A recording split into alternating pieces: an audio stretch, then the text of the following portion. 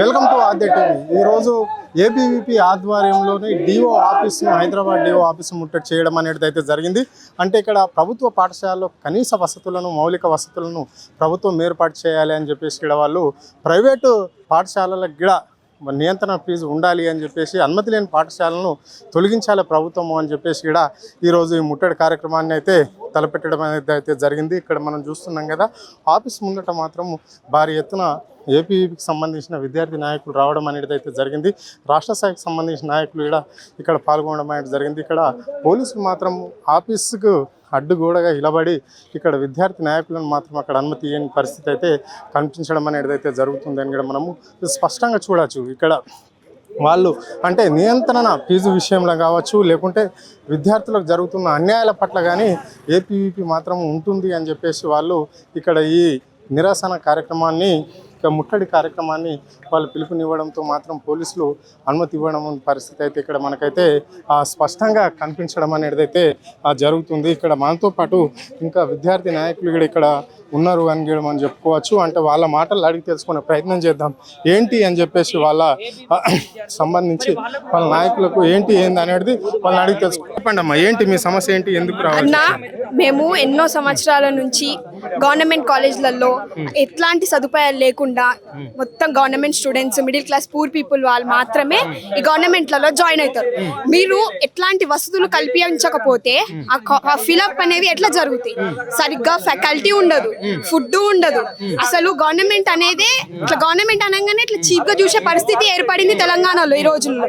మీరు ప్రైవేట్లలో లక్షల లక్షల ఫీజులకి మీరు సాయం చేస్తున్నప్పుడు గవర్నమెంట్ లో మీరు ఎందుకు పెట్టరు? గవర్నమెంట్ లో మీరు అన్ని వసతులు కల్పిస్తేనే మన గవర్నమెంట్ అనేది డెవలప్ అవుతుంది. లేకపోతే ఇట్లనే మేము ధర్నాలకు దిగుతాము. మనది మొత్తం చేసే వరకు మేము ఇదే చేస్తాము. ఒక్క సమస్య అన్నారా? ఇంకేమేం సమస్యలు ఉన్నాయి? స్కాలర్షిప్లు, ఫీజు రియంబర్స్మెంట్లు రిలీజ్ చేయడం లేదు. మనము చూస్తున్నాం కదా, అసలు మనకి స్కాలర్షిప్లు వస్తున్నాయా? అసలు స్కాలర్షిప్లు, ఫీజు రియంబర్స్మెంట్ రిలీజ్ చేయకపోతే పేద విద్యార్థి ఎట్లా చదువుకుంటారు? చదువుకుంటారా? చదువుకోరు. మీరు జాబ్స్ ఇవ్వరు, ఫీజు రియంబర్స్మెంట్స్ ఇవ్వరు. గవర్నమెంట్ కాలేజ్లలో, స్కూళ్ళల్లో ఎట్లాంటి వసతులు కల్పించరు. మరి ఎందుకయ్యా మీరు గవర్నమెంట్ మీకు రూలింగ్ లో ఎందుకు వచ్చింది? మీరు ఏదో చేస్తారని, ఏదో పీకేస్తారనే కదా మీకు మేము ఆపర్చునిటీ ఇచ్చింది. మేము స్టూడెంట్స్ లేకపోతే మీకు ఎట్లా అనే ఆపర్చునిటీ, మీరు ఆ సీఎం సీట్ లో మీరు ఎట్లా కూర్చుంటారు?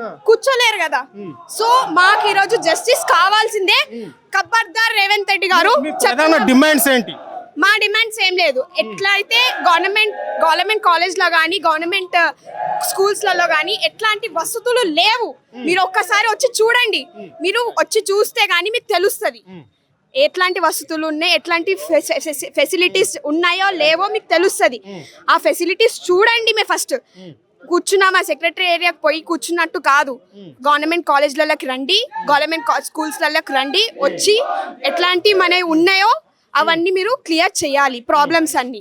ఇది పరిస్థితి. అంటే ఇక్కడ ప్రభుత్వము అనేక సమస్యలు ఇక్కడ విద్యార్థులకు ఇస్తున్న హామీలు ఏ ఒక్కటి కూడా నెరవేర్చలేదు అని చెప్పేసి, ఇది ముఖ్యంగా ముఖ్యమంత్రి చేతిలో రేవంత్ రెడ్డి చేతిలో మాత్రమే విద్యాశాఖ వ్యవస్థ ఉన్నది కాబట్టి ఆయన ఏ ఒక్కటి కూడా పరిష్కారం చేయలేదు ఇప్పటి వరకు విద్యార్థులకు ఇచ్చిన హామీలు అని చెప్పేసి కూడా ఇక్కడ ఏపీకి సంబంధించిన నాయకులు చెప్పడం అనేది అయితే జరుగుతుంది.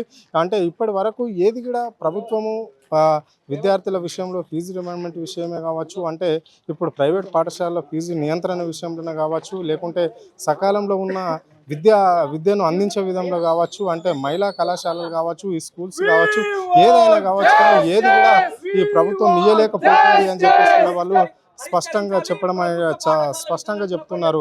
అంటే ఏ సమస్య అయినా కానీ ప్రభుత్వ పాఠశాలకు సంబంధించిన విద్యకు సంబంధించిన ఏవి కూడా లేవు అని చెప్పేసి కూడా వాళ్ళు వెంటనే చెప్పడం అనేది జరుగుతున్నది.